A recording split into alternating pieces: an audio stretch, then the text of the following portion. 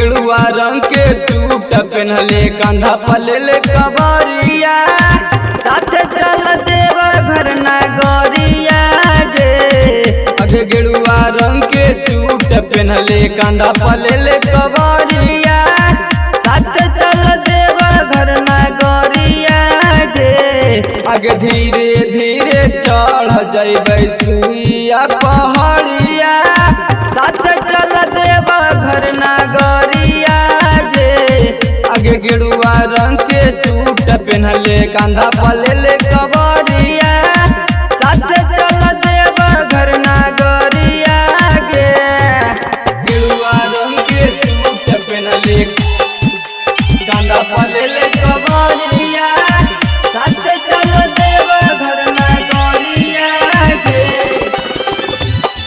आगे गेरुआ रंग के सूट पहनले कंधा पलेले कबरिया मानिले बात हमर होतौ नहीं दुख गे भोला बाबा देथिन रहिया में सुख गे रहिया में सुख गे मानिले बात हमर होतौ नहीं दुख गे भोला बाबा देथिन रहिया में सुख गे आगे माथा में बानी पगड़िया जइबै लेके बुलेट गड़िया साथ चल देव घर नगरिया गे आगे गेरुआ रंग के सूट पहनले कंधा पलेले कबरिया साथ चल देव घर नगरिया गे गेरुआ रंग के सूट पहनले कंधा पलेले कबरिया साथ चल देव घर नगरिया गे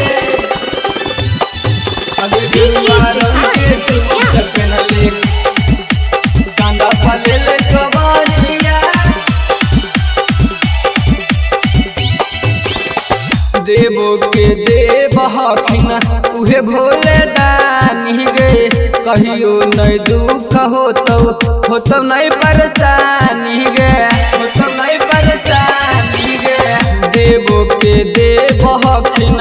उहे भोले दानी गे कहियो नहीं दुख होतौ नहीं परेशानी गे अगे अंकिता बाबूला भरावा घूमैतौ देवा घरावा